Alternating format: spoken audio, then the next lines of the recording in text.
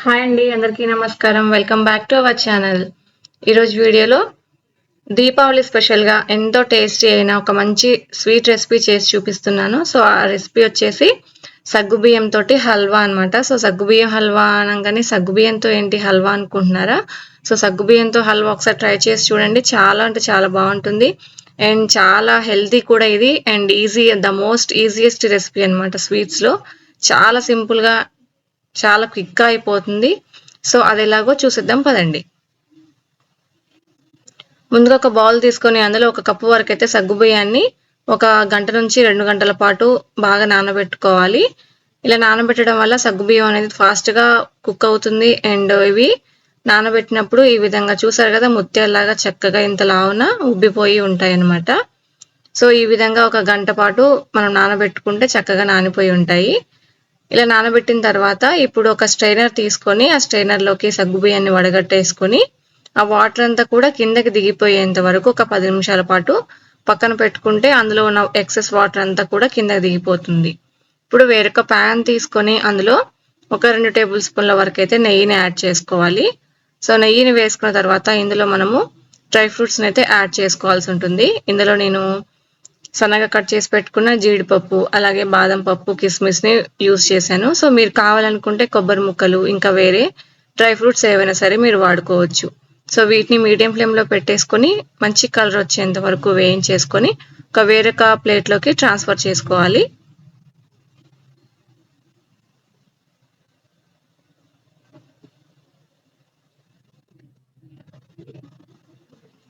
ఇలా ట్రాన్స్ఫర్ చేసుకున్నాక ఇప్పుడు అదే ప్యాన్లో మనము స్ట్రెయిన్ చేసి పెట్టుకున్న సగ్గుబియ్యాన్ని అయితే ఈ నెయ్యిలో వేసేసుకొని చాలా లో ఫ్లేమ్లో పెట్టేసుకొని ఈ సగ్గుబియ్యాన్ని నెయ్యిలో బాగా వేయించుకోవాలి. ఒక 5 నుంచి 10 నిమిషాల పాటు సిమ్లో పెట్టేసుకొని వేయించుకుంటే సో ఈ వేయించడంలోనే సగ్గుబియ్యం అనేది చాలా వరకు ఉడికిపోతుంది అనమాట. మనకి లైట్ ట్రాన్స్పరెంట్గా అనిపిస్తుంది. ఒక 5 మినిట్స్ తర్వాత చక్కగా దానికి సపరేట్గా అవుతుంది అనమాట. ఈ సగ్గుబియ్యం హల్వాకి కంపల్సరీ మనం సగ్గుబియ్యాన్ని అయితే వేయించాల్సి ఉంటుంది. సో అప్పుడే టేస్ట్ అనేది బాగుంటుంది.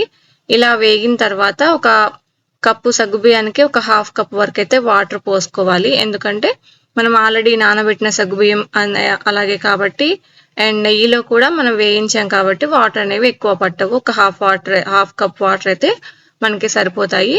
ఇలా వేసిన తర్వాత మూత పెట్టేసుకొని ఒక 5 నిమిషాలు మనము అది సగ్గుబియ్యము ట్రాన్స్పరెంట్గా అవుతుంది అనమాట కుక్ అయిన తర్వాత. అలా అయ్యేంత వరకు ఉడికించుకుంటే సరిపోతుంది.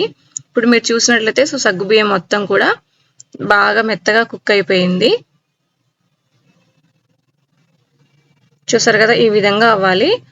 సో ఇలా మెత్తగా ఉడికిపోయిన తర్వాత ఇందులో ఒక కప్పు సగ్గుబియ్యానికి ఒక కప్పు వరకు అయితే పంచదారను వేసుకోండి.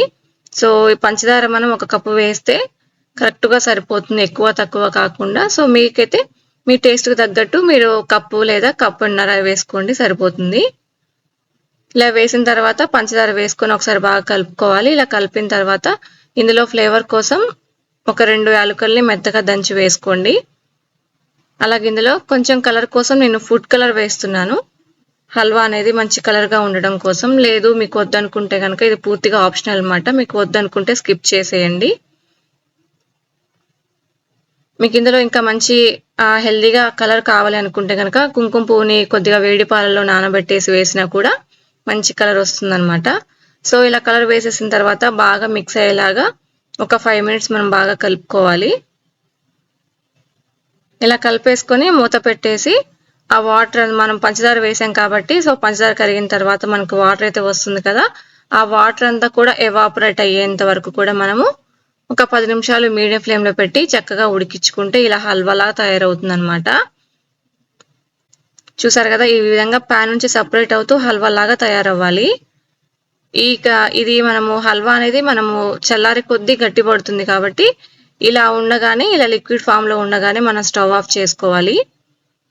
ఇప్పుడు మనం దీన్ని పీసెస్ లాగైనా కట్ చేసుకోవచ్చు, లేకపోతే హల్వా లాగైనా డైరెక్ట్గానే తినొచ్చు.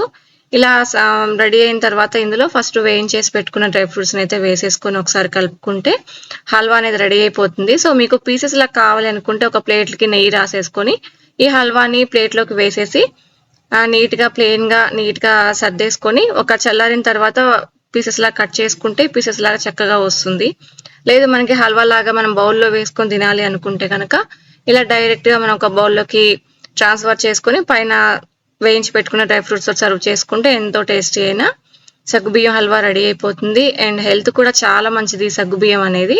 ఇప్పుడు మీకు స్వీట్స్ తినాలనిపించినప్పుడు ఇలాంటి రెసిపీస్ ట్రై చేయండి. చాలా అంటే చాలా బాగుంటుంది. అండ్ ఎస్పెషల్లీ ఫెస్టివల్స్ అప్పుడైతే చాలా బాగుంటుంది. సో మీరు తప్పకుండా ఈ రెసిపీని ట్రై చేసి అలా వచ్చిన కామెంట్ సెక్షన్లో కామెంట్ చేయండి. అండ్ కొత్తగా చూస్తున్న వాళ్ళైతే నా ఛానల్ సబ్స్క్రైబ్ చేసి పక్కన బెల్ ఐకాన్ యాక్టివేట్ చేశారంటే నేను పెట్టే ప్రతి వీడియో కూడా మీకు నోటిఫికేషన్స్లా వస్తాయి. Thank you friends. Thanks for watching.